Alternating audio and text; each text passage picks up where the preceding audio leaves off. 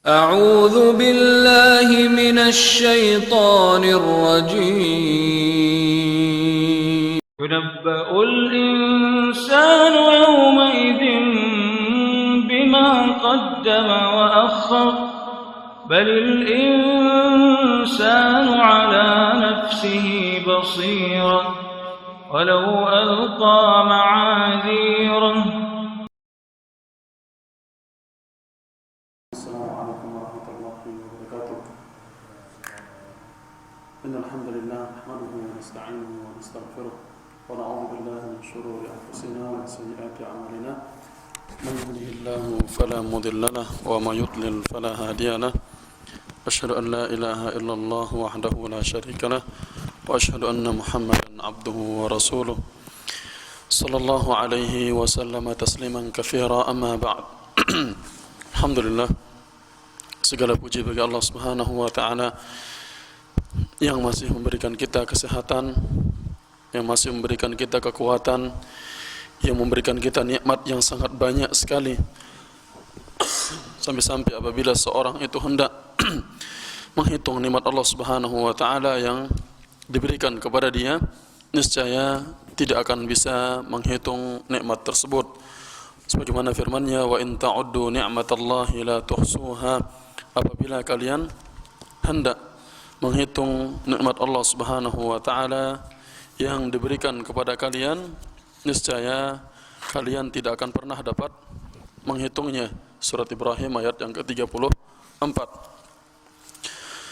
Salawat dan salam kepada Nabi Muhammad sallallahu alaihi wasallam yang telah menunjukkan kita agama ini dengan sangat sempurna, tidak ada satupun yang tertinggal dari wahyu tersebut, tidak ada yang Rasulullah sallallahu alaihi wasallam sembunyikan, baik dari perkara yang terdahulu ataupun perkara yang akan terjadi, yang diantaranya adalah kejadian tentang hari kiamat ini.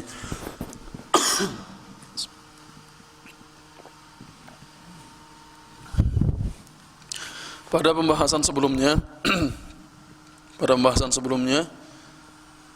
kita sempat membahas beberapa poin yang berkaitan dengan perkara yang ditanya dari seorang hamba pada hari kiamat adalah, yang pertama adalah tentang dosa kesyirikan. Akan ditanya oleh Allah Subhanahu wa taala tentang dosa kesyirikan tersebut. Kemudian di antaranya yang kedua yang ditanya pada hari kiamat adalah apa saja yang dikerjakan oleh seseorang di dunia. Seluruh yang dikerjakan oleh seseorang di dunia itu bakalan ditanya oleh Allah Subhanahu wa taala, baik atau buruknya. Dan rasul-rasul juga akan ditanya tentang apa yang telah mereka sampaikan.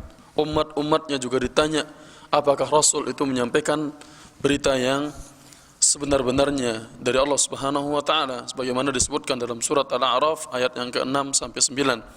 فَلَنَسْأَلَنَّ الَّذِينَ أُرْسِلَ إِلَيْهِمْ وَلَنَسْأَلَنَّ الْمُرْسَلِينَ.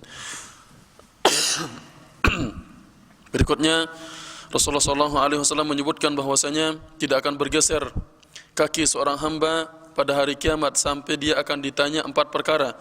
Di antaranya an umrihi fima afnah, tentang umurnya itu apa dihabiskan, tentang amalannya, tentang ilmunya, apa yang dikerjakan dengan ilmu tersebut. Kemudian wa malihi min aina iktasabahu wa fima anfaqahu, tentang hartanya dari mana dia dapatkan dan kemana dia itu infakkan. Dan begitu juga tentang wa an jismihi fima ablah, tentang badannya, untuk apa dia gunakan badan tersebut. Ini tentang amalan-amalan seseorang yang ditanya pada hari kiamat. Semuanya Allah Subhanahu wa taala akan minta kepada kita pertanggungjawabannya. Ya, semuanya akan diminta pertanggungjawabannya.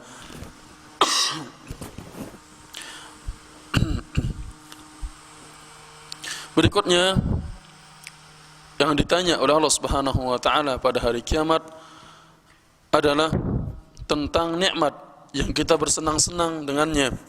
Nikmat yang Allah Subhanahu wa taala berikan, yaitu diberikan kepada kita rumah yang luas, kemudian mobil yang megah, kemudian diberikan kepada kita makanan-makanan, minuman-minuman yang enak, pakaian-pakaian yang bagus, ya, pakaian-pakaian yang bagus. Kemudian juga diberikan kepada kita ada yang berkhidmat, membantu urusan-urusan kita, adanya pembantu mungkin yang memiliki pembantu, ataupun yang mengurangi beban kita dalam mengerjakan pekerjaan rumah tangga. Kita juga akan ditanya oleh Allah Subhanahu wa taala tentang nikmat dari kenyang itu sendiri akan ditanya, ya. Nikmat kenyang itu akan ditanya oleh Allah Subhanahu wa taala. Kemudian akan ditanya juga tentang nikmat kita minum air yang dingin, juga bakalan ditanya oleh Allah Subhanahu wa taala.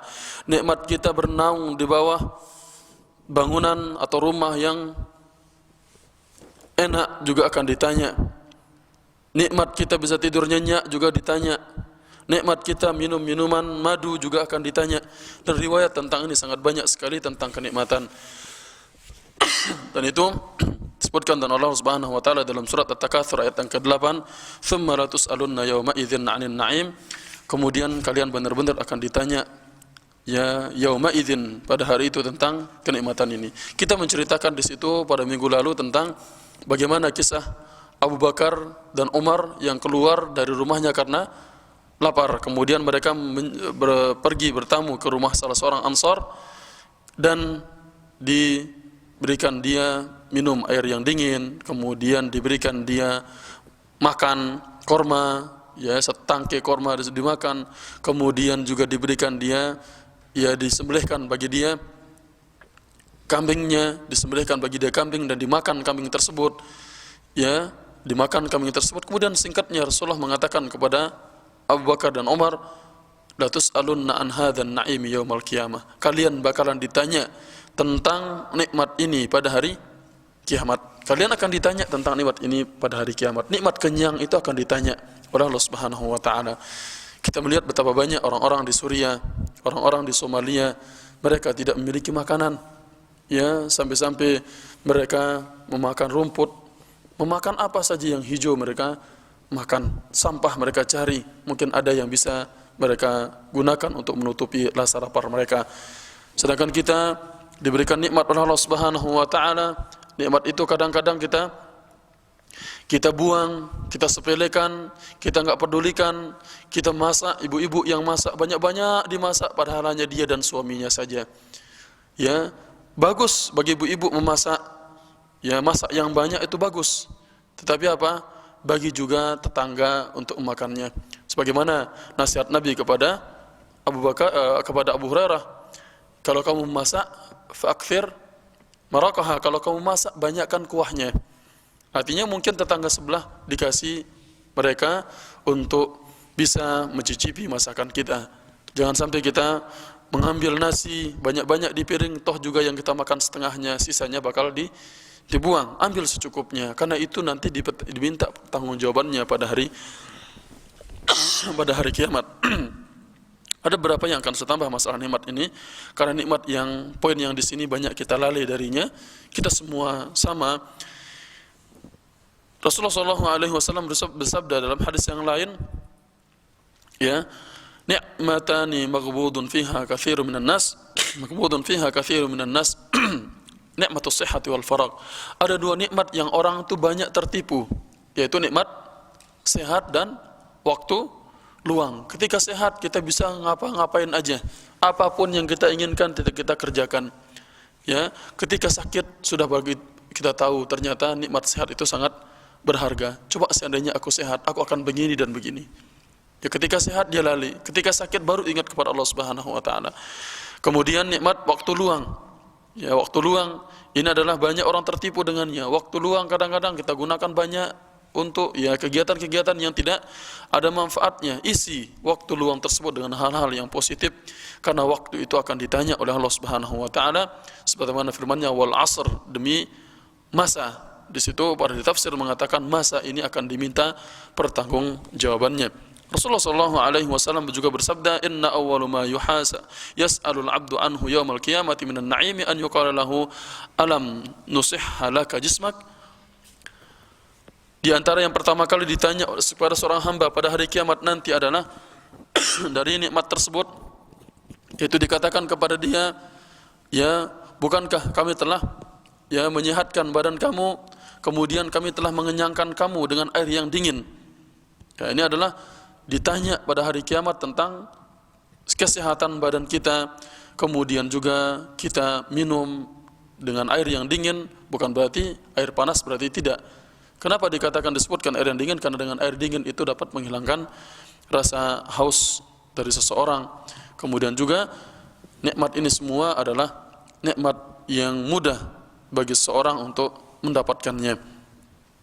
Kemudian Rasulullah SAW juga bersabda dalam hadis yang diriwayatkan oleh Imam Ahmad, "La ba'sa bil ghina liman ittaqallah." Ya, tidak mengapa orang itu kaya. Enggak masalah orang itu kaya.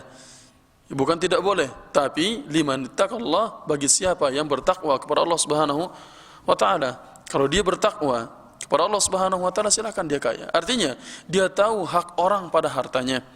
Ketika sudah tiba zakatnya, waktu zakatnya dikeluarkan. Ketika ada melihat orang yang memiliki keperluan, dia cepat membantu mereka. Ini adalah orang kaya yang dermawan. Kemudian wasihhatu liman ittaqallah azza wa jalla. Begitu juga tidak masalah orang itu sehat bagi orang yang bertakwa kepada Allah Subhanahu wa taala. Ya. Kemudian ini lebih baik. Ya, sihhatu liman ittaqallah khairum minal ghina. Orang yang sehat, yang bertakwa kepada Allah Subhanahu wa taala itu lebih baik lagi daripada orang yang kaya. Kaya tidak mengapa kalau bertakwa. Sehat dan bertakwa itu lebih baik lagi daripada orang kaya. Karena kadang-kadang kekayaan itu digunakan untuk membeli kesehatan. Ya, kita sekarang sehat, bekerja, numpukan uang, kemudian begitu sakit, uang yang sudah kita kumpulkan untuk memelihara badan kita yang sudah kita gunakan sebelumnya untuk bekerja itu. Maka di sini gunakanlah kesehatan itu sebaik-baiknya dalam bertakwa kepada Allah Subhanahu wa taala. Kemudian dikatakan wa tayyibun nafsi minan ni'am, dan ketenangan jiwa itu termasuk sebuah kenikmatan. Kita tenang, Bapak keluar malam jam berapa saja, kita pulang jam berapa saja, kita kemana saja, tidak ada yang kita takutkan di sini, perampok ataupun siapapun di sini. Kemudian kita tidur nyenyak juga tidak pernah kita takut, lupa kunci pintu juga tidak khawatir kita. Itu taibun nafsi minan ni'am. Tenangnya jiwa kita dalam keseharian kita juga termasuk nikmat, dan itu juga akan ditanya oleh Allah Subhanahu wa taala. Ya. Bahkan dalam hadis yang diriwayatkan oleh Imam Muslim dan hadisnya cukup panjang yang berkaitan dengan masalah nikmat tersebut yang Allah Subhanahu wa taala akan tanyakan. Ketika itu Abu Hurairah bertanya kepada Rasulullah sallallahu alaihi wasallam, bagaimana kita melihat Allah Subhanahu wa taala pada hari kiamat? Kemudian dikatakan, kalian akan melihat Tuhan kalian pada hari kiamat, yaitu seperti kalian melihat bulan purnama. Seperti kalian melihat bulan purnama. Ya. Kalian tidak merasa tersakiti sedikit pun ketika melihat bulan purnama tersebut. Ya, laisa fiha sahabah, yang tidak memiliki awan padanya. Kemudian berikutnya Rasulullah sallallahu alaihi wasallam menyebutkan, qala fayalqal abdu fayaqulu ay fulan alam ukrimak. Kemudian Allah Subhanahu wa taala berjumpa dengan hambanya dan mengatakan, wahai si fulan, bukankah aku telah memuliakan kamu? Wa usawwidak, bukankah aku telah menjadikan kamu sebagai pemimpin? Bukankah aku menjadikan kamu, yang memberikan kamu istri atau pasangan? Kemudian aku mudahkan bagi kalian tunduk padanya, yaitu kuda-kuda dan juga wal ibil, unta-unta juga dijadikan tunduk bagi kita, artinya bisa kita tunggangi, dia tidak menggigit kita, dia tidak melawan ketika kita tunggangi. Kemudian aku telah menjadikan kalian juga sebagai seorang pemimpin dan ditetapkan pada kepemimpinan tersebut, ini semuanya ketika Allah Subhanahu wa taala berjumpa dengan hambanya, dijadikan dia sebagai pemimpin, dijadikan dimuliakan oleh Allah Subhanahu wa taala, dinikahkan dia, ditundukkan kuda dan unta untuknya, kemudian dibiarkan dia menjadi pemimpin dan orang-orang yang ditaati. Kemudian hamba tersebut mengatakan, "Bala, benar wahai Tuhanku." Kemudian ditanya dia, "Apakah kamu mengira?" Ya, fayaqulu afadhananta annaka mulaqi? Apakah kamu mengira bahwasanya engkau akan berjumpa dengan saya? Fayaqul, dia mengatakan, "La, tidak wahai Tuhanku." Fayaqul, Allah Subhanahu wa taala mengatakan, "Fa inni ansaka kama nasitani." Aku melupakan kamu sebagaimana kamu telah melupakan saya. Ini nikmat-nikmat yang Allah taala berikan, yang kita diberikan kenikmatan, diberikan kita pasangan oleh Allah Subhanahu wa taala, dimuliakan kita di muka bumi ini. Kemudian nikmat tunduknya unta, kuda, ya itu semuanya adalah kenikmatan yang akan ditanya oleh Allah Subhanahu wa taala. Kemudian Allah taala berjumpa dengan orang yang kedua, pertanyaannya sama dan jawabannya sama dari orang yang kedua, yaitu dia mengatakan bahwasanya ya dia tidak menyangka bahwasanya dia akan berjumpa dengan Allah Subhanahu wa taala. Allah pun mengatakan, "Ya, aku melupakan kamu sebagaimana kamu telah melupakan saya." Kemudian Allah Subhanahu wa taala bertanya kepada orang yang ketiga. Orang yang ketiga dengan pertanyaan yang sama, "Bukankah aku telah memuliakan kamu? Aku menjadikan kamu pemimpin. Aku telah menikahkan kamu. Aku telah tundukkan kuda dan unta untuk kamu, dan aku jadikan kamu pemimpin dan ditaati." Kemudian orang tua yang ketiga mengatakan, ya, orang yang ketiga ini mengatakan, ya Rabbi, wahai Tuhanku, aku telah beriman kepada Engkau, amantu bika wa bi kitabika wa bi rusulika. Aku telah beriman kepada Engkau ya Allah. Aku beriman kepada kitab-kitab Engkau dan rasul-rasul Engkau. Wa shallaitu wa sumtu, aku juga salat, aku juga puasa. Wa tasaddaqtu, aku juga bersedekah. Ya, wa yuthni bi khairin mastata'a fayaquluha huna. Ini hamba tersebut menyebutkan yang ini, yang ketiga ini, dia mengatakan bahwasanya dia menyebutkan padanya kebaikan-kebaikan yang telah dia kerjakan. Kemudian ya Allah Subhanahu wa taala mengatakan hahuna, biarkan kamu di sini. Kemudian setelah sampai di situ, dan ini adalah orang-orang yang diberikan nikmat ditanya di sini, kemudian thumma yuqalu lahu al-an nab'atsu syahidana 'alaika wa yatafakkaru fi nafsihi. Kemudian Allah Subhanahu wa taala mengatakan, sekarang kami akan mengutus saksi kami atas kamu. Jadi benar enggak kamu apa yang kamu katakan? Jadi dia mengatakan kami beriman kepada Engkau, kami salat, kami puasa dan semuanya. Dia menyebutkan itu. Kemudian aku telah beriman kepada Rasul Engkau, aku telah bersedekah, ya, wa yuthni bi khairin, dan dia muji dengan kebaikan. Kemudian apa? Allah Ta'ala mengatakan kami akan mengutus saksi kami atas kamu. Kemudian dia berpikir pada dirinya, siapakah yang akan menjadi saksi tersebut? Manalladzi yashhadu alai, siapa akan menjadi saksi atas saya? Fayakhtimu ala fihi, kemudian Allah Ta'ala mengunci mati mulutnya. Fayakhtimu ala fihi wa yuqalu li fakhdhihi, kemudian Allah Subhanahu wa taala mengatakan kepada pahanya, wa lahmihi, kepada dagingnya, wa 'idhamihi, kepada tulang-tulangnya, intiqi fatantiqu fakhidhahu wa lahmuhu wa 'idhamuhu. Kemudian Allah taala mengatakan kepada pahanya, kepada dagingnya, kepada tulangnya, berbicaralah kalian. Berbicaralah kalian. Kemudian pahanya itu berbicara, dagingnya bisa berbicara, tulangnya berbicara, bi'amalihi, dengan amal perbuatannya, ya, berbicara semuanya. Wa dzalika liyu'dhira min nafsihi wa dzalikal munafiq wa dzalikal ladzi yaskhatu Allahu alaihi.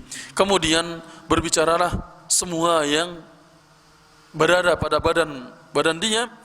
Kemudian setelah itu setelah berbicara semua tulangnya, pahanya, dagingnya, kemudian itu menjadi alasan untuk dirinya, itu adalah orang munafik, orang yang dimurkai oleh Allah Subhanahu wa taala. Ketika dia mengatakan seperti itu, pahanya berbicara, sudah tidak ada lagi alasan untuk dia. pahanya berbicara, ya, dagingnya berbicara. Oleh karena itu Rasulullah SAW mengatakan, kullu lahmin nabata min suhtin fannaru aula bihi. Daging manapun, setiap daging yang tumbuh dari yang diharamkan, maka neraka lebih utama bagi dia. Karena ini badan kita ini kan kita makan, gizinya itu mengalir pada darah-darah kita, kemudian kita menjadi kuat. Itu bakalan ditanya semua oleh Allah Subhanahu wa taala. Ya, itu akan ditanya tentang hal itu oleh Allah Subhanahu wa taala padanya. Kemudian ya, ini adalah tentang kenikmatan yang Allah Subhanahu wa taala tanyakan kita padanya. Begitu juga disebutkan dalam semua kenikmatan ini adalah kita diminta untuk pandai-pandai bersyukur. Kita diminta oleh Allah Subhanahu wa taala untuk kita banyak bersyukur kepada Allah Subhanahu wa taala terhadap nikmat yang Allah taala berikan kepada kita. Ya, sebagaimana disebutkan dalam Sahih Imam Muslim bahwasanya sungguhnya Allah Subhanahu wa taala meridai seorang hamba apabila dia makan makanan, kemudian dia memujinya, kemudian dia minum minuman, kemudian dia memujinya. Ya, kita membaca bismillah, setelah minum alhamdulillah, selalu itu. Begitu naik mobil kita membaca bismillah, begitu duduk alhamdulillah. Ya, kita memuji Allah Subhanahu wa taala terhadap nikmat yang Allah taala berikan kepada kita. Berikutnya, ini antara yang ditanya adalah nikmat pendengaran, nikmat penglihatan, dan hati itu semuanya akan ditanya. Pendengaran, penglihatan, dan hati itu akan ditanya. Sebagaimana firman Allah dalam surat Al-Isra, Innas sam'a wal basara wal fu'ada kullu ulaika kana anhu mas'ula.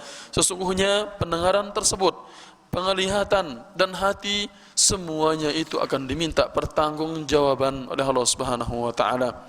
Ya, akan diminta pertanggungjawaban oleh Allah Subhanahu wa taala. Oleh karena itu Qatadah mengatakan bahwasanya la taqul ra'aitu wa lam tara. Jangan pernah kamu mengatakan aku lihat padahal dia tidak pernah lihat. Kemudian jangan pernah kamu mengatakan aku telah mendengar wa sami'tu wa lam tasma'. Ya, halaman 230. Wa sami'tu wa lam tasma'. Aku telah mendengar padahal dia tidak mendengar. Wa alimtu wa lam ta'lam, aku tahu ini padahal dia tidak pernah tahu. Kadang-kadang banyak di antara orang begitu dikasih tahu dia sok tahu. Ini aku sudah tahu padahal dia tidak pernah mengetahuinya. Hati-hati itu. Ya, mengatakan sesuatu aku lihat, aku dengar, aku tahu.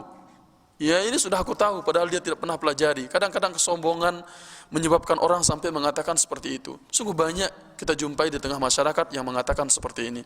Ya, sudah aku tahu ini. Kenapa kata Qatadah? Fa innallaha sa'iluka an dzalika kulli. Karena Allah Subhanahu wa taala akan bertanya kepada engkau tentang itu semuanya. Allah Subhanahu wa taala akan bertanya kepada engkau tentang semuanya itu. Begitu juga Imam Ibnu Katsir dalam tafsirnya mengatakan bahwasanya ini semuanya, tafsir ayat yang tadi dikatakan ini semua adalah larangan untuk kita jangan sampai mengatakan sesuatu yang tidak pernah kita mengetahuinya. Udah, kalau nggak tahu mengatakan saya tidak tahu. Karena para ulama mengatakan ketika ditanya tentang sesuatu, apalagi tentang ilmu agama, la adri nisful ilmi. Tidak tahu itu adalah setengah dari, ya, la adri nisful ilmi, setengah dari ilmu. Kita mengatakan la adri, saya tidak tahu. Ya, jangan sampai kita mengatakan sesuatu yang bisa mencelakakan orang lain.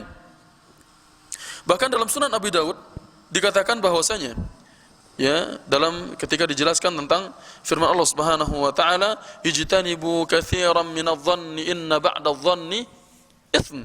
Surat Al-Hujurat ayat yang ke-12. Ya ayyuhalladzina amanu ijtanibu katsiran minadh-dhann. Wahai orang-orang yang beriman, ijtanibu katsiran minadh-dhanni, jauhilah kebanyakan dari prasangka yang buruk. Berprasangka itu jauhi. Inna ba'dadh-dhanni itsm, karena sebagian dari prasangka itu adalah dosa. Ya. Oleh karena itu dalam Sunan Abu Daud dikatakan seburuk-buruk kendaraan seseorang dalam perkataannya adalah dia mengira-ngira sesuatu. Kayaknya, ya, awalnya itu kayaknya begitu. Mungkin, ya, ini adalah prasangka-prasangka yang kadang-kadang orang mendengarnya langsung memastikan perkara tersebut. Jangan-jangan dia itu pergi ke sana itu, ini dia begini, padahal tidak. Jangan pernah kita mendahulukan prasangka kita. Maka dikatakan oleh para ulama, bahkan dalam surat tafsir, surat At-Tariq bisa dilihat di situ, ya. Begitu juga dalam tafsir surat Al-Adiyat ketika dikatakan, ya, wa hussila ma fis sudur, dan At-Tariq tadi yauma tublas sarair. Hukuman yang tersembunyi itu, yang tidak nampak itu adalah kita serahkan kepada Allah Subhanahu wa taala. Ya, adapun yang nampak bagi kita itulah yang kita bisa hukumi. Kalau misalnya kita lihat dia itu rajin sholat, kita mengatakan, wah, dia orang yang rajin sholat, dia orang yang rajin melaksanakan ibadah. Kita lihat dia rajin mengaji, kita hukumi dia orang yang baik. Jangan kita mengatakan, oh kayaknya dia itu mau sholat tuh biar kita muji dia, kayaknya dia ngaji itu misalnya akan begini, ya. Atau mungkin kita melihat, inilah banyak sekali yang masalah yang satu ini yang menyebabkan orang itu celaka pada hari kiamat. Apalagi sekarang sudah banyaknya media sosial atau misalnya televisi-televisi yang dari dulu, ya, ibu-ibu, ya mungkin ada bapak-bapak juga yang suka nonton-nonton acara gosip-gosip, ya kan? Gosip-gosip, apa manfaatnya kita tahu tentang artis fulan dan fulan? Apa manfaatnya kita tahu gosip dia begini dan begitu? Apa manfaatnya kita tahu persengketaan dia, rumah tangga dia, sedangkan rumah tangga kita saja belum tentu selamat? Ya, kita mengetahui artis fulan sedang begini, si fulan sedang begini, padahal nanti itu semuanya kita menghukuminya. Ya, sering ini pertanyaan ini terjadi kalau di kami di Indonesia gitu, sering ditanya tentang hal tersebut. Apakah kita ditanya? Iya, ditanya. Kenapa? Ketika kita menonton, kita bakalan hukumi. Oh iya nih, beneran ini kok begitu sekali, tega banget sih sama istrinya. Ngomong. Padahal itu hanya prasangka. Kayaknya, ya, sorotan kamera itu hanya tertuju pada sebelah pihak. Misalnya, ini adalah hati-hati bagi kita dengan hal-hal tersebut. Kemudian dikatakan dusta yang paling besar adalah seorang itu mengatakan sesuatu dia melihat padahal dia tidak melihatnya. Itu termasuk dusta yang paling besar.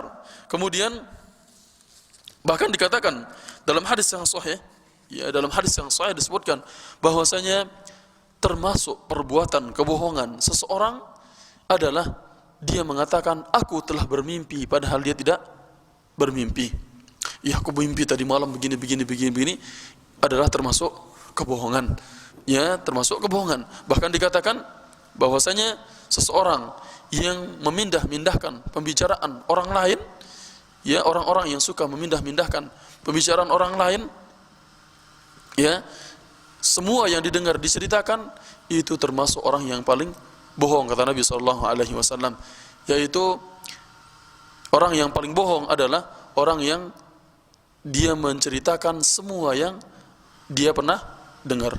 Dia dengerin semua diceritakan, dia tidak pilih-pilih nih baik atau buruknya. Maka hati-hati bagi kita. Kemudian pernah terjadi dulu, Imam Syafi'i kalau nggak salah pernah didatangi oleh seseorang ya, didatangi oleh seorang yang orang tersebut menceritakan, wahai Imam, si fulan telah mengatakan ini kepada kamu. Ya, si fulan, aku dengar si fulan mengatakan ini kepada kamu. Apa kata Imam Syafi'i? Kalau benar apa yang dia bilang orang tersebut, kalau benar, ini perkataan buruk ya, si fulan mengatakan ini kepada engkau. Kalau benar apa yang dia bilang, maka kamu telah berbuat namimah. Kalau benar yang dia bilang itu tentang saya, berarti kamu itu namimah, ngadu domba. Jadi orang yang tadi mengatakan kepada Imam Syafi'i bahwasanya orang ini mengatakan perkataan yang buruk tentang dia. Kayak misalnya kita tuh dicela kita, kemudian kita sampein, tahu nggak kamu itu orang tadi itu nyela kamu, dia begini-begini misalnya. Kalau benar berarti kamu telah mengadu domba. Kalau bohong berarti apa? Kamu telah memfitnah dia. Kalau tidak benar berarti kamu telah memfitnah dia. Tapi kalau benar, kamu telah mengadu domba saya dengan dia. Seandainya Imam Syafi'i tidak mengetahui, maka tidak akan ada perasaan kita benci sama kawan kita. Coba saja, seandainya si fulan membenci kita, menyebut keburukan-keburukan kita misalnya, tidak kita tahu, ya, dan kita tidak mengetahuinya hal tersebut, maka di sini apapun yang dikatakan oleh orang biarkan, dan kita tidak mengetahuinya, kita akan tenang. Ya kan? Orang apapun kebencian yang dilakukan oleh orang lain kepada kita, sedangkan kita tidak mendengarnya, kita akan tenang terus. Ya, begitu. Kemudian ada yang menyampaikan berita itu kepada kita, buktikan saja, mulailah kebencian kita kepada orang tersebut akan timbul, kita akan merendahkan kehormatan orang tersebut. Kenapa? Ini orang ini pernah ngomongin begini tentang saya di belakang saya, misalnya. Oleh karena itu, bagi kita ketika apapun keburukan orang yang misalnya orang menyebut keburukan kita, ataupun ketika duduk sama orang menyebut keburukan orang lain, jangan disampaikan keburukan tersebut, biarkan saja, ya, karena itu adalah nanti dengan kita sampaikan, kita berarti telah mengadu domba orang tersebut. Kalaupun tidak benar, maka kita telah memfitnahnya. Waliyadzubillah. Ini adalah hati-hati dengan ucapan, ya, pendengaran, ya, penglihatan, hati, itu semuanya akan ditanya oleh Allah Subhanahu wa taala. Ya, saya, bapak-bapak dan ibu-ibu semua sama. Ya, kita semua bakalan ditanya tentang mata, pendengaran dan hati kita tersebut. Maka kita katakan apa yang kita lihat. Ya, katakan apa yang kita lihat. Ya. Kemudian kalau memang itu adalah ucapan yang benar, yang baik, maka jangan pernah kita, kalau perbuatan itu adalah perkataan yang baik, maka boleh kita menyampaikannya. Kalau pada orang misalnya, kita boleh mengucapkannya dan puji orang tersebut, ya, tapi jangan di depan dia. Kalau di depan dia, maka dikhawatirkan akan sifat gurur itu akan ada padanya, ya, sebagaimana dikatakan dalam sebuah mathal, "Wahthu ala wajhil maddahin at-turab", lempari di atas mukanya orang yang memuji itu tanah. Karena orang itu kalau dipuji-puji di depan dia, bisa jadi dia akan menjadi sombong. Dia akan menjadi tidak ikhlas lagi. Oh, memang bapak terus yang berbuat begini-begini, maka dia akan hilang ikhlasnya. Ya, puji dia di belakang dia dan dia tidak mengetahuinya, ya, dan doakan keberkahan bagi orang tersebut. Ini adalah tentang yang ditanya oleh Allah Subhanahu wa taala. Kemudian awwalu man yuhasabu minal umam. Yang pertama kali yang akan dihisab dari umat ini, ya, yang pertama kali yang akan dihisab dari umat-umat tersebut. Min tul intizaril hisab yaumil qiyamah, dan lamanya menunggu hisab tersebut pada hari kiamat. Sebagaimana kita sebutkan pada pembahasan sebelumnya, keadaan-keadaan mereka pada hari itu, kemudian orang-orang sedang merasa ketakutan. Ya, mereka ketakutan, mereka kaget di situ. Kemudian neraka telah dihadapkan di hadapan mereka, sebagaimana disebutkan dalam surat Al-Fajr, waji'a yawma idzin bi jahannam yawma idzin yatadzakkarul insanu wa anna lahu dzikra. Neraka dihadapkan di hadapan mereka. Para nabi itu takut. Kemudian orang-orang yang wali-wali yang baik itu mereka, ya, mereka gemetar. Orang-orang mukmin itu juga merasa ketakutan, merasa bingung pada waktu itu. Kemudian keringat-keringatnya orang-orang yang bermaksiat itu bercucuran. Lamanya menunggu keputusan mereka. Ya, indaha yabda'ul hisab, disitulah kemudian dimulai penghisaban tersebut. Di antara rahmat Allah Subhanahu wa taala bagi umatnya Nabi Muhammad sallallahu alaihi wasallam, dan di antara bentuk cintanya Allah Subhanahu wa taala kepada nabinya sallallahu alaihi wasallam adalah mereka adalah orang yang pertama kali dihisab pada hari kiamat, yaitu kita, umatnya Nabi Muhammad yang pertama kali dihisab. Ya, yang akan diminta pertanggungjawaban oleh Allah Subhanahu wa taala. Kenapa itu semuanya dilakukan? Ya, itu tujuannya adalah untuk meringankan umat Nabi Muhammad sallallahu alaihi wasallam itu sendiri.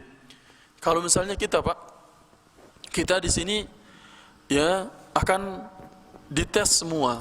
Satu masjid ini akan ditanya semuanya. Dan matahari kepala kita panas sekali di dalam sini misalnya. Panas sekali, AC tidak hidup.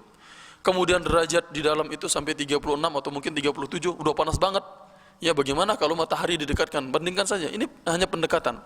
Mungkin 37 mungkin udah panas itu kan. 37 udah panas. 25 aja dalam ruangan tuh udah, ya, sedang lah. Itu 37 udah panas. Ya, orang yang pertama kali keluar dan boleh minum dan semuanya, dia akan lebih senang. Yang paling belakang itu lama kepanasan dan mungkin udah keringat dia sudah berapa bungkus tisu sudah habis untuk dia mengusap keringatnya. Ini sekedar gambaran tentang kenapa di situ umat Nabi Muhammad yang pertama kali dihisab adalah untuk meringankan umat Nabi Muhammad sallallahu alaihi wasallam. Dan umat Nabi Muhammad Ya, kita semua adalah sebaik-baik umat. Rasulullah SAW bersabda dalam hadis yang diriwayatkan oleh Imam Ibnu Majah dengan sanad yang sahih, nahnu akhirul umam. Kita adalah umat yang terakhir. Kita ini adalah umat yang terakhir. Wa awwalu man yuhasab. Tapi ingat, kita juga yang pertama kali dihisab. Kita adalah umat yang terakhir dan kita yang pertama kali dihisab. Yuqal, dikatakan, ainal ummatul ummiyah. Mana umatnya Nabi yang buta huruf itu? Ummi, Nabi yang buta huruf. Mana umatnya Nabi yang buta huruf tersebut? Wa nabiyyuha, dan nabinya juga mana? Fanahnul akhirunal awwalun, maka kita adalah orang yang terakhir dan orang yang pertama. Terakhir dari umat ini dan yang pertama dihisab. Ini dilihat footnote-nya, footnote yang di bawah. Dikatakan, nahnu akhirul umam wujudan fil ardi. Kita adalah umat yang terakhir berada di muka bumi. Karena Nabi kita, Nabi Muhammad adalah terakhir Nabi, Nabi yang terakhir. Wa nahnu awwalu man yuhasabu takhfifan ala ummatil Islam. Dan kita juga adalah umat yang pertama kali dihisab ini sebagai keringanan bagi umat Islam. Ini adalah keringanan bagi umat Islam itu sendiri. Ya. Kenapa Nabi Muhammad SAW dikatakan sebagai Nabi yang terakhir? Dalam Al-Quran dikatakan wa khataman nabiyyin. Kenapa tidak dikatakan penutup para rasul? Ada masih ingat? Nabi Muhammad dikatakan penutup para nabi, bukan penutup para rasul. Kenapa? Ini pernah nih. Kenapa dikatakan Nabi Muhammad itu penutup para nabi? Tidak dikatakan penutup para rasul? Karena setiap rasul itu nabi, tidak semua nabi itu rasul. Kalau dikatakan penutup para rasul, memungkinkan masih adanya nabi. Tapi kalau secara penutup para nabi, enggak bakalan ada rasul. Karena setiap rasul itu nabi, tidak semua nabi itu rasul. Dalam kitab Minhajul Muslim bagian yang pertama tentang akidah, bisa dilihat pada bagian yang pertama Minhajul Muslim karangan Abu Bakar Al-Jazairi, itu hanya perkiraan yang disebutkan, perkiraan jumlah nabi dan rasul itu sekitar 124.000 nabi. Dan diantaranya 315 rasul. Ya, diantaranya 315 rasul. Ini hanya pendekatan tentang itu. Tapi yang disebutkan dalam Al-Quran adalah hanya 25. Ya, yang kita ketahui 25 nama mereka. Ini adalah umat-umat Nabi Muhammad dimuliakan oleh Allah Subhanahu wa taala. Banyak sekali kemuliaan yang diberikan kepada umat Nabi Muhammad. Ya, kalau kita bahas tentang keutamaan Lailatul Qadar, ya, umat Nabi Muhammad yang diberikan, bukan umat yang lainnya. Ketika kita menyebutkan kelipatan pahala, umat Nabi Muhammad yang dilipatkan pahalanya, bukan umat yang lainnya. Lailatul Qadar diberikan khusus bagi umatnya Nabi Muhammad. Dilipat gandakan pahala diberikan juga kepada umatnya Nabi Muhammad sallallahu alaihi wasallam. Maka berbahagialah kita wahai umatnya Nabi Muhammad, yang dengan itu pada hari kiamat, ya, semoga Allah Subhanahu wa taala melipat gandakan pahala kita dan memasukkan kita termasuk penghuni surganya. Kemudian berikutnya Rasulullah SAW bersabda dalam hadis yang diriwayatkan oleh Imam Muslim, nahnul akhiruna min ahli dunya. Kita adalah orang yang terakhir dari penduduk dunia. Wal awwaluna yaumal qiyamah. Dan kita adalah orang yang pertama akan dihisab pada hari kiamat. Ya, al-muqdiyu lahum qabla al-khalaiq, yaitu yang pertama kali akan diputuskan keputusan untuk mereka sebelum makhluk-makhluk yang lain. Ya, sebelum makhluk yang lain, umat Nabi Muhammad yang pertama kali akan dihisab pada hari kiamat. Kemudian berikutnya, dan umat Nabi Muhammad adalah orang yang paling banyak masuk surga. Kemudian berikutnya, awwalu ma yuqda fihi bainan nas, yang pertama kali akan diputuskan perkaranya di antara orang-orang adalah perbuatan darah, mengalirkan darah. Min a'zamil jara'im wa dhunubi an yasfikal 'abdu daman bighairi haqqin. Termasuk perbuatan kejahatan dan dosa adalah seorang mengalirkan darah orang lain dengan tanpa kebenaran.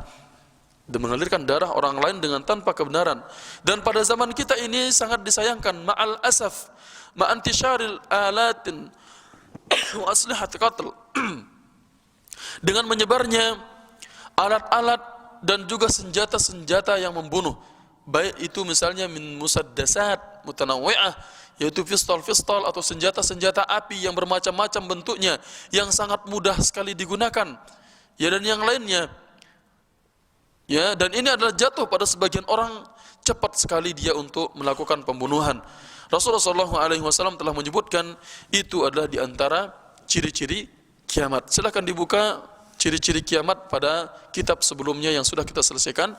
Salah satunya adalah di antara ciri-ciri kiamat tersebut, seorang itu membunuh dan dia tidak mengetahui kenapa dia dibunuh, dan orang yang dibunuh dia tidak tahu kenapa dia dibunuh. Orang yang membunuh itu tidak tahu kenapa dia membunuh, dan orang yang dibunuh dia tidak tahu kenapa dia juga dibunuh. Itu adalah termasuk ciri-ciri kiamat. Ya, ini adalah, dan terjadi pada zaman kita sekarang sudah banyak terjadi. Ya, tidak ada dosa yang mereka lakukan baru dia dibunuh. Tidak ada dosanya.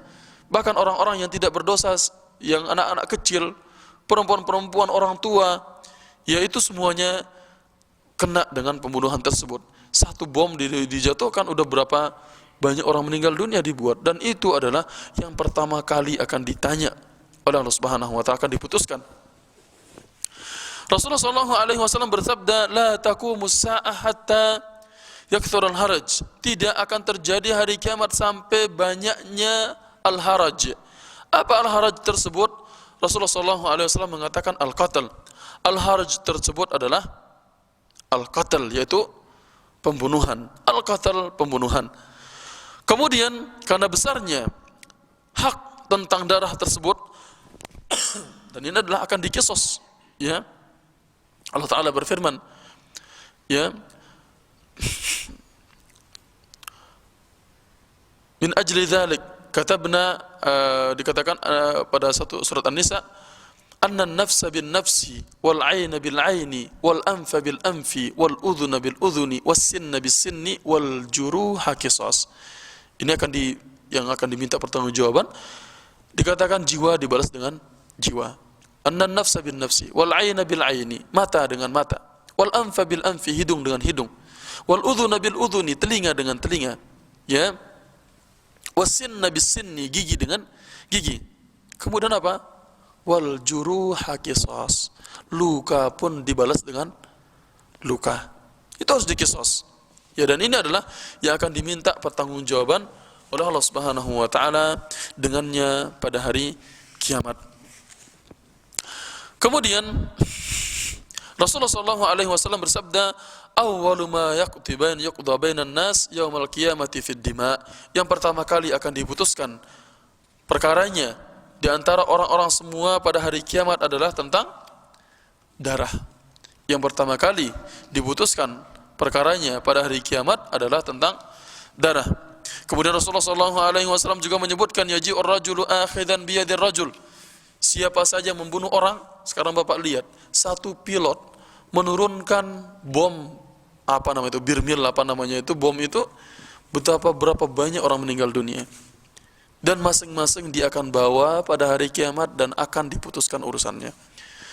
Seorang laki-laki datang biyadir rajul, dengan dipegang oleh seorang laki-laki yang lain. Fayaqulu ya Rabbi hadza qatalani. Ya Allah, ini dia yang telah membunuh saya. Ini orang ini telah membunuh saya. Kalau 1000 orang dibunuh, kalau 10 orang dia bunuh misalnya, sedikit, datang satu-satu orang membawa dia. Kalau banyak dia bunuh, berapa banyak yang akan menuntut dia pada hari kiamat? Ya Rabbi hadza qatalani. Wahai Tuhanku, ini dia, ini orang yang telah membunuhku. Fayaqulu Allahu lahum. Allah Subhanahu wa taala mengatakan kepada dia, lima qataltahu, kenapa kamu membunuhnya? Ya, lima qataltahu, kenapa kamu telah membunuhnya? Fayaqulu qataltuhu litakuna al-izzatu lak. Kalau dia berjihad di jalan Allah Subhanahu wa taala, ya Allah, aku bunuh dia agar kemuliaan itu hanya untuk kamu. Hanya untuk engkau ya Allah. Artinya dia itu membunuh orang tadi memang berjihad, dibunuh dia karena untuk meninggikan bendera Islam. Fayaqulu, Allah Subhanahu wa taala mengatakan fa innaha li, maka itu untuk saya. Ya, maka itu untuk saya. Fa innaha li wa yaji'u ar-rajulu akhidan bi yadir rajul. Kemudian datang seseorang akhidan bi yadir rajul, yaitu dipegang dengan tangan orang yang lain. Fayaqulu inna hadza qatalani, ya Allah, ini orang ini telah membunuh saya. Fayaqulullahu lahu, Allah Subhanahu wa taala mengatakan kepada dia, lima qataltahu, kenapa kamu membunuhnya? Fayaqulu, orang itu mengatakan, litakunal izzatu li fulan, agar kemuliaan itu adalah miliknya si fulan. Maka artinya ada orang yang menuntut dia untuk melakukannya. Sekarang misalnya yang tidak asing lagi bagi kita, suatu pemerintahan sekarang, misalnya Bashar Assad, dari sejak tahun 2011, ya sekarang udah berapa tahun Pak? Mulai itu 2011 kalau nggak salah ingat saya, kejadian bagaimana dia sudah mulai membantai rakyatnya, ataupun ada seorang yang memimpin pasukan meminta tentara-tentaranya untuk membunuh orang-orang di situ, ya, dia meminta untuk membunuh orang-orang di situ, maka orang yang dibunuhnya nanti akan menuntut orang yang bunuh itu kenapa dia melakukannya. Nah, sekarang ini dia melakukannya, aku membunuhnya litakunal izzatu li fulan, agar si fulan itu mendapatkan kemuliaan. Artinya si fulan ini dia melakukannya karena ada orang yang memerintahkannya. Kemudian fayaqulu innaha laysat li fulan fayabu bi itsmihi. Kemudian dikatakan innaha laysat li fulan, kemudian itu bukan untuk si fulan, kemudian dosa itu dia tanggung dengannya sendiri. Ya, dosa itu dia menanggungnya. Kenapa dia mau diperintahkan untuk membunuh orang lain? Ya. Fa'alal abdi an yahdhira min safki ad-dami bighairi haqqin. Maka seorang hamba hendaklah dia untuk berhati-hati. Ya, seorang hamba dia untuk berhati-hati. Hadis tadi diriwayatkan oleh Imam Nasa'i dengan sanad yang sahih. Maka seorang itu harus hati-hati dari menumpahkan darahnya orang lain. Ya, hati-hati dari menumpahkan darahnya orang lain dengan tanpa kebenaran. Wa an yabta'ida 'anil khusumati wal musyajarat, dan hendaknya orang tersebut menjauhkan pertengkaran-pertengkaran yang bisa menyebabkan orang itu saling memukul. Kadang-kadang orang kan begitu saling pukul, satu sama lain ditendang, pipi orang berdarah, giginya itu berdarah. Hati-hati, darah itu yang ditumpahkan itu, itulah yang diminta pertanggungjawaban. Bukan hanya harus membunuhnya, darah itu mengalir baru diminta pertanggungjawaban, tidak. Ya, banyak orang sekarang kan gara-gara sedikit pulang, yang kita lihat bagaimana itu kejadian di Jakarta yang sering terjadi. Pulang sekolah anak SMA bawa parang, saling serang.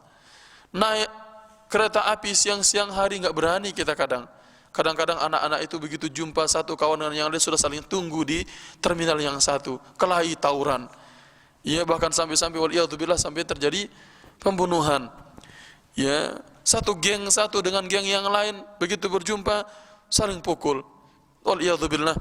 Kadang-kadang masalah yang sedikit kadang-kadang sudah pertengkaran terjadi. Yang paling banyak kejadiannya kadang-kadang bisa kita lihat di Indonesia itu kalau sudah mulai nonton bola. Kalau sudah mulai nonton bola, tunggu saja supporter yang satu dengan supporter yang lain bakalan berkelahi. Ya, tempat-tempat tinggal orang dirusak gara-gara tidak satu klub dengan dia. Ya, klub ini dan itu misalnya. Waliyadzubillah, hati-hati, itu adalah akan diminta pertanggungjawabannya pada hari kiamat oleh Allah Subhanahu wa taala. Kemudian dalam Sunan Imam Tirmidzi, Abu Daud, Ibnu Majah dari Ibnu Abbas, dari sini sahih, dikatakan bahwasanya orang yang terbunuh itu akan datang pada hari kiamat ya dengan orang yang membunuhnya. Kemudian orang yang membunuhnya tersebut ubun-ubun dan kepalanya di tangannya. Urat lehernya berlumuran darah. Kemudian dia mengatakan, wahai Tuhanku, tanyakan orang ini. Tanyakan orang ini, mengapa dia membunuh aku? Kenapa dia membunuhku? Itu akan hingga didekatkan ke arsy Allah Subhanahu wa ta'ala. Karena perkara pembunuhan ini adalah perkara yang sangat besar dan yang pertama akan diputuskan oleh Allah Subhanahu wa ta'ala.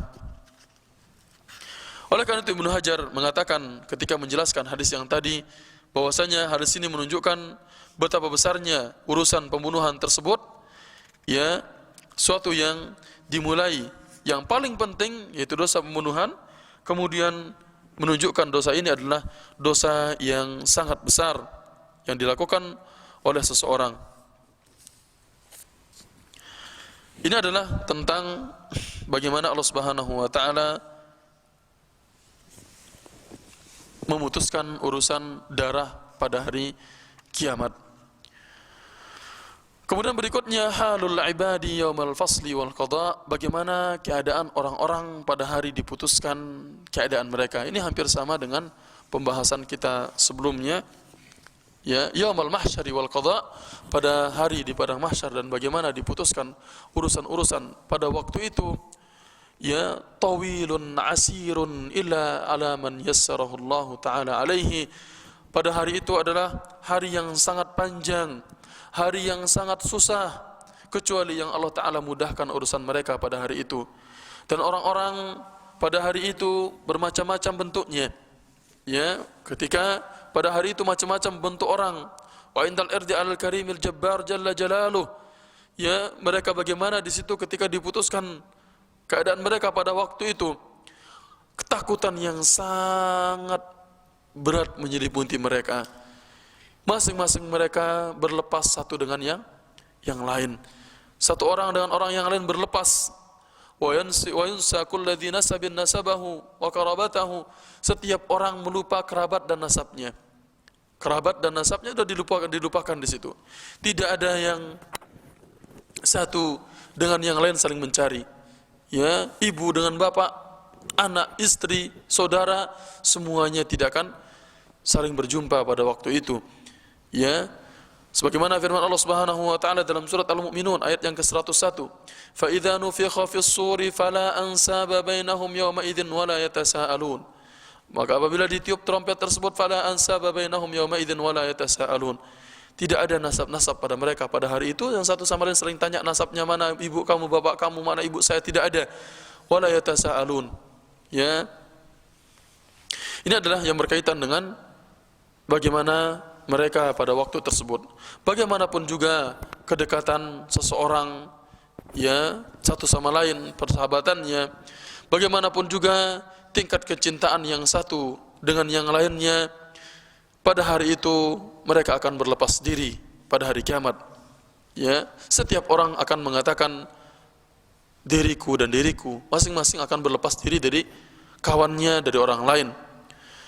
Dan nanti akan kita pada bagaimana orang yang satu dan orang yang lain saling menyalahkan nanti di dalam neraka. Nanti insyaallah ada akan pembahasannya pada orang-orang yang masuk neraka. Allah Subhanahu wa taala menyebutkan keadaan mereka pada waktu itu dalam surat Al-Ma'arij ayat yang ke-10, wala yas'alu hamimun hamima. Enggak ada lagi seorang teman bertanya tentang temannya. Enggak ada lagi. Bahkan pada waktu itu orang lari dari keluarganya, dari orang yang dicintainya. Wa yahrubu min ikhwanihi wa ashabihi, dia lari dari saudara-saudara dan sahabat-sahabatnya. Ya. Mereka semuanya telah hina di hadapan Allah Subhanahu wa taala. Mereka telah tunduk di hadapan Allah Subhanahu wa taala pada hari itu. Maka betapa dahsyatnya kejadian yang terjadi bagi orang-orang pada waktu tersebut. Ya. Betapa menakutkannya hari tersebut ketika ketika semua orang berdiri di hadapan Allah Subhanahu wa taala. Ya, mereka berdiri di hadapannya Allah Subhanahu wa taala untuk diputuskan segala urusan-urusan mereka. Bagaimana keadaan orang-orang di situ ketakutan. Bagaimana keadaan rasul-rasul di situ mereka tunduk. Bagaimana keadaan lisan-lisan di situ terikat. Ya, terikat, artinya tidak ada yang bisa berbicara dengan kebohongan, tidak ada satupun yang akan melakukannya. Kemudian bagaimana keadaan orang pada hari itu bermacam-macam. macam-macam keadaan orang pada waktu tersebut, dan ini keadaan-keadaan mereka sudah kita bahas. Ya, bagaimana keringat mereka yang sampai kepanasan, ada yang diberikan naungan oleh Allah Subhanahu wa taala, ada yang tidak diberikan naungan oleh Allah Subhanahu wa taala. Dan seluruh mereka tunduk ke hadapan Allah Subhanahu wa taala sebagaimana firman-Nya, wa'anatil wujuhu lil hayyil qayyum. Dan segala muka akan tunduk hina di hadapan yang maha hidup, yang maha kekal, yaitu Allah Subhanahu wa taala. Wa qad khaba man hamala zulma, dan sungguh telah merugi orang yang menanggung hamala zulma, dosa kezaliman itu sendiri. Kemudian Rasulullah sallallahu alaihi wasallam juga bersabda, "Wala yatakallamu yawma idzin illa ar-rusul." Tidak ada yang berbicara pada waktu itu kecuali rasul-rasul. Ya, ini adalah disebutkan dalam surat An-Naba bahwasanya tidak ada yang berbicara di hadapan Allah Subhanahu wa taala kecuali atas izinnya. Illa man adzina lahu ar-rahmanu wa qala shawaba. Ya, tidak ada seorang pun yang bisa berbicara kecuali yang diizinkan oleh Allah Subhanahu wa taala. Wa fi dzalikal yaum, ya, pada hari itu setiap orang akan mendapatkan apa yang telah dia kerjakan dahulu di dunia dengan tangannya sendiri. Artinya apa yang telah dikerjakan dahulu di dunia dia akan jumpai, sebagaimana firman Allah Subhanahu wa taala dalam surat Al-Imran ayat yang ke-30. Yauma tajidu kullu nafsin ma 'amilat min khairin muhdara. Ya, pada hari itu setiap jiwa akan mendapatkan apa yang telah dia kerjakan dari kebaikan tersebut hadir di hadapan dia. Wa ma 'amilat min su'in, bukan hanya perbuatan baiknya saja, dan apa saja yang dikerjakan dari perbuatan dosa juga ada di situ. Ya. Tawaddu law anna bainaha wa bainahu amadan ba'ida. Yang orang-orang yang jahat tersebut berharap seandainya di antara dia dosanya tersebut dan dia itu masa yang sangat jauh.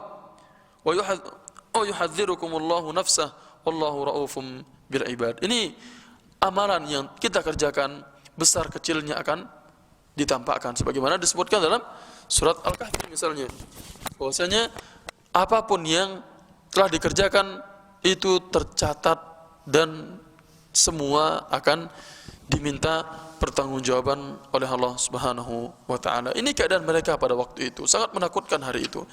Ya, dan pembahasan yang sangat menakutkan lagi adalah sebagaimana kita sebutkan keadaan sebelumnya ketika orang-orang itu bermacam-macam dari keringat mereka. Ya, keringat mereka ada yang sampai menenggelamkan dia, ada yang sampai lututnya, ada yang sampai pusatnya, ada yang sampai mata kakinya. Tergantung dari amalan yang dilakukan oleh seorang itu selama dia hidup di dunia. Ini adalah tentang keadaan orang-orang ketika akan diputuskan keadaan mereka pada waktu itu. Berikutnya adalah kita masuk ke poin yang terakhir hari ini, yaitu tentang atharahum, bagaimana tentang apa saja yang telah dikerjakan oleh seorang dahulu di dunia, ya, apa saja yang telah dahulu orang itu di dunia, dan wa atharahum ini adalah peninggalannya. Athar itu artinya peninggalan. Ya, peninggalannya. Sekarang kita hidup di dunia, Pak. Kita meninggal, ada yang kita tinggalkan kan? Ya, baik harta ataupun istri ataupun anak. Kalau misalnya seorang istri dia meninggalkan suaminya, anaknya, hartanya, ya, amalan-amalan sudah tidak bisa lagi dikerjakan. Ini namanya peninggalan. Allah Subhanahu wa taala berfirman dalam surat Yasin ayat yang ke-12, "Inna nahnu nuhyil mauta." Sesungguhnya kami menciptakan nuhyil mauta, kami menghidupkan yang mati tersebut. Wa naktubu ma qaddamu wa atharahum. Ini dia, Pak. Wa naktubu ma qaddamu, dan kami catat apa yang telah mereka kerjakan. Apa yang telah mereka kerjakan itu dicatat. Wa atharahum, bukan hanya itu saja dicatat, tetapi peninggalan mereka juga dicatat. Ya, peninggalan juga mereka juga dicatat. Wa kullu syai'in ahsaynahu fi imamin mubin. Ya, dan setiap atau segala sesuatu itu ahsainahu, ya kami sudah catatkan fi imamin mubin, dalam kitab yang jelas, ya, dalam kitab atau suratan yang telah jelas. Semuanya dicatat, yang telah kita kerjakan dan peninggalan kita juga dicatat. Ini adalah firman Allah Subhanahu wa taala yang menyifatkan keadaan orang dan amal mereka, yaitu yuktabu ma qaddama qabla mautihi, dicatat apa yang telah dilakukan sebelum dia meninggal dunia, kemudian dicatat juga apa yang ditinggalkan dari amalannya tersebut, yaitu peninggalannya. Peninggalan di sini apa yang ditinggalkan? Inilah dia peninggalannya. Iya. Penghisaban ini sangatlah detail. Ya, sangatlah detail penghisaban tersebut. Bagaimana Allah Subhanahu wa taala akan mendatangkan apa yang telah dia kerjakan sebelum dia meninggal dunia, dan apa saja yang ditinggalkan dari amalan tersebut setelah dia mati. Jadi bukan hanya kita meninggal dunia, perbuatan yang kita kerjakan selesai, udah kita akan dihisap itu saja, tidak. Tapi apa yang telah kita tinggalkan juga akan diminta bertanggung jawabannya. Dan ini pernah kita bahas sebelumnya tentang masalah mereka memikul dosa mereka, ya, dan dosa orang-orang yang mereka sesatkan di jalan Allah Subhanahu wa taala. Liyahmilu auzarahum kamilatan yaumal qiyamah, mereka akan memikul dosa mereka dan dosa orang-orang yang disesatkan pada hari kiamat. Ini pernah kita bahas pada halaman 223, ya, halaman 223 itu ada pernah kita bahas, dan juga pembahasan sebelumnya. Jadi apa saja yang dikerjakan oleh seseorang tersebut itu juga akan diminta pertanggungjawaban oleh Allah Subhanahu wa taala. Oleh karena itu dalam hadis yang sahih dikatakan bahwasanya Rasulullah SAW bersabda, ini termasuk di antara peninggalan seseorang, ya, idza matal insan inqata'a 'amaluhu illa min thalath. Apabila orang itu meninggal dunia, terputus amalannya kecuali 3. Ini semua kita mengetahui. Yang pertama adalah apa? Sedekah jariyah. Ya, sedekah jariyah artinya terus mengalir. Yang kedua, ilmun yuntafa'u bihi, ilmu yang bermanfaat baginya. Yang ketiga, awwaladun salihun yad'u lahu, atau anak saleh yang mendoakan dia. Itu adalah yang kita tinggalkan. Inilah yang namanya peninggalan. Di antara peninggalan tersebut adalah Rasulullah SAW bersabda, sab'atun yajri lil abdi ajruhunna. Ada 7 perkara yang pahalanya terus mengalir bagi seorang hamba ba'da mautihi, setelah dia meninggal dunia, wa huwa fi qabrihi, dan dia sudah masuk di dalam kuburnya. Ini berarti peninggalan kita. Ada beberapa perkara yang terus mengalir bagi kita pahalanya padahal kita sudah berada di dalam kubur kita. Ya, kalau harta dibagi selesai, kita tinggal diminta pertanggungjawabannya oleh Allah Subhanahu wa taala. Sekarang ada peninggalan yang baik yang mudah-mudahan dengannya terus, ya, kita semua tidak terkecuali satupun di sini, ibu bapak, saya dan siapapun, peninggalan tersebut akan bermanfaat bagi kita setelah kita meninggal dunia. Yang pertama adalah man 'allama ilman, siapa yang telah mengajarkan orang suatu ilmu. Apapun, Pak, yang kita ajarkan orang, mungkin ada orang yang tidak mengetahui tata cara salat, ajari dia. Ada orang tidak bisa mengaji, coba ajarkan dia cara dia membaca Quran misalnya. Ya. Man 'allama ilman au ajra nahran, ataupun dia telah mengalirkan sungai. Ya, dia mengalirkan sungai, dikatakan mengalirkan sungai yang sudah tidak ada kering di situ, kemudian diusahakan bagaimana agar air itu bisa mengalir lewat di situ. Aw hafara bi'ran, atau dia telah menggali sumur. Ya, dia menggali sumur. Aw gharasa nakhlan, atau dia menanam pohon kurma. Aw bana masjidan, atau dia membangun masjid. Aw warratha mushafan, atau dia mewariskan mushaf Al-Qur'an. Bukan berarti nanti sebelum meninggal dunia saya ingin mewariskan begini-begini, tidak. Ya, mewariskan mushaf. Ya, berapa sih harga Al-Quran sekarang kalau dibandingkan dengan pahala yang Allah Ta'ala akan berikan kepada kita? Setiap orang yang membacanya, Bapak ini membaca Al-Quran yang ada di masjid ini misalnya, orang yang menaruhnya di sini udah berapa banyak pahalanya. Harga Al-Quran 10 real. Ya, 10 real, atau yang Quran Indonesia harganya juga 8.000, ada yang 10.000 rupiah. Al-Quran kita letakkan di masjid, siapkan juga untuk orang-orang yang tua. Ketika mereka membacanya, pahalanya juga untuk kita. Awarratha mushafan, atau dia pun mewariskan mushaf. Aw taraka waladan yastaghfiru lahu ba'da mautihi, atau dia meninggalkan anak yang memohonkan ampun bagi dia setelah dia meninggal dunia. Ya. Dalam hadis yang lain dari Abu Hurairah, dalam hadis yang lain dikatakan tentang masalah ini. Di antaranya lagi adalah ilmu yang sudah tadi, ilmu yang diajarkan, anak soleh yang ditinggalkan, mushaf yang diwariskan, masjid yang dia bangun, rumah.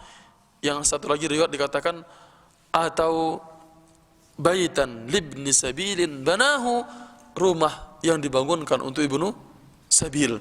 Ya, rumah yang dibangunkan ibnu sabil, ataupun sungai yang dialirkan, ini sudah. Kemudian juga sedekah yang akhrajaha min malihi fi sihhatihi wa hayatihi. Ini dia, Pak. Atau sedekah yang dikeluarkan dari hartanya fi sihhatihi, pada waktu dia sehat, wa hayatihi, pada waktu dia hidup, talhaquhu ba'da mautihi, maka itu akan dia jumpai nanti, menyusul dia setelah dia meninggal dunia. Ini peninggalan-peninggalan kita. Bagaimana dengan peninggalan kita kalau yang kita tinggalkan itu adalah perbuatan buruk? Ya, kalau meninggalkan perbuatan buruk, misalnya meninggalkan tempat jualan minum-minuman keras, atau meninggalkan di situ raks, tempat orang seperti diskotik-diskotik, ataupun meninggalkan qanatil fadaiyah, yaitu saluran-saluran televisi yang menyebarkan kepada kerusakan. Hati-hati, ya, mewariskan itu semua, mewariskan saluran-saluran televisi yang menyebabkan kerusakan-kerusakan, au kutuban sayyi'ah, ataupun kitab-kitab yang buruk, yang tidak benar. Baik kitab itu isinya penjelasan agama tapi kesesatan, ataupun buku-buku yang mengarah kepada yang di perbuatan-perbuatan yang diharamkan. Hati-hati. Semuanya itu akan diminta oleh Allah Subhanahu wa taala pertanggungjawabannya. Kemudian itu juga akan mengikuti seseorang pada hari kiamat, artinya dosanya terus akan diberikan kepada dia. Ya. Dosanya terus akan Allah Subhanahu wa taala berikan kepada dia walaupun dia sudah meninggal dunia. Kemudian Allah Subhanahu wa taala berfirman dalam surat Al-Qiyamah ayat 12 sampai ayat yang ke-15, 13 sampai 15. Allah Subhanahu wa taala berfirman, "Yunabba'ul insanu yawma idzin bima qaddama wa akhar." Dan pada hari itu manusia diberitahu apa yang telah dia lakukan dan apa saja yang telah dia tinggalkan. Dikasih tahu mereka, ya, apa yang telah dilakukan dan yang telah ditinggalkan. Balil insanu ala nafsihi basirah.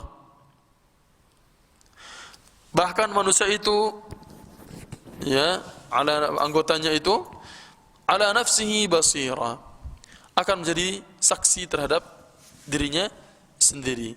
Walau alqa ma'adzira, walaupun alqa ma'adzira, dia menyampaikan ma'adzira, uzur-uzurnya, oh aku begini-begini, itu semuanya akan diperlihatkan bagi seorang pada hari kiamat yang telah dikerjakan dan yang ditinggalkan. Wa mahmah taqaral insanu ma'siyatan, bagaimanapun juga seorang itu menganggap itu sepele, sebuah maksiat tersebut, fa innahu yasta'dhimuha yaumal qiyamah, maka pada hari kiamat dia akan merasa perbuatan yang sepele itu adalah perbuatan yang besar pada hari kiamat. Sebagaimana sabda Nabi sallallahu alaihi wasallam dalam hadis yang diriwayatkan oleh Ibnu Hibban, Imam Ahmad dengan sanad yang sahih, iyyakum wa muhaqqiratiz dzunub, jauhlah kalian dari menyepelekan dosa-dosa kecil itu. Fa innama mithlu muhaqqiratidz dzunubi kamathali qaumin nazalu batna wadin. Janganlah kalian menyepelekan dosa-dosa kecil tersebut, karena perumpamaan orang yang menyepelekan dosa-dosa kecil tersebut seperti suatu kaum yang turun di perutnya lembah atau di bawah di lembah. Faja'a dza bi'udin wa dza bi'udin, yang satu membawa satu ranting, yang satu membawa satu ranting, hatta jama'u ma dajju bihi khubzahum, sampai ketika kumpul satu ranting itu, begitu sampai menyebabkan roti mereka bisa matang. Ya, roti mereka bisa matang. Bapak paham maksudnya? Ya, orang perumpamaan kata Nabi SAW, orang yang menyepelekan dosa kecil itu seperti orang yang membawa kayu bakar ranting. Yang satu ranting mungkin ketika kita bakar, bisa nggak dia bisa membuat roti? Enggak, hilang. Tapi bagaimana kalau dia banyak? Kalau dia banyak, maka bisa menyebabkan roti itu bisa menjadi matang dibuatnya. Wa inna muhaqqiratidz dzunubi, ya, dan sungguhnya menyepelekan dosa tersebut kapan saja seorang itu melakukannya, ya, kapan saja seorang itu melakukan menyepelekan dosa tersebut, yu'khadhu biha sahibuha tuhlakuh, maka itu hati-hati akan membinasakan seseorang pada hari kiamat nanti. Wallahu ta'ala alam. Ini yang bisa kita bahas pada kesempatan kali ini. Jadi bagi saya dan bagi kita semua, kita siapkan kira-kira kita meninggal dunia ini, kita akan meninggalkan apa? Ya, peninggalan yang kita tinggalkan ini maunya apa? Apakah cuma harta?